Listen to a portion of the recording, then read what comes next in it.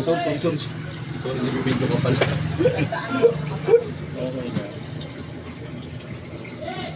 Kailangan yan eh. May ano eh.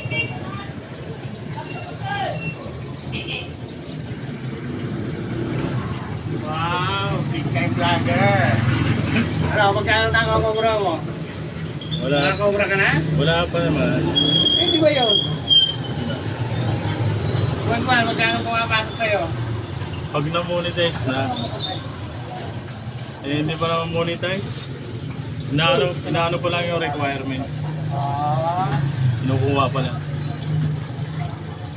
vlog mo yung mga lamang ko sa bahay. Ako sa may benta. Ano? Ano, ang nangyari ng mga picture natin? Hello. Wala. Oo nga.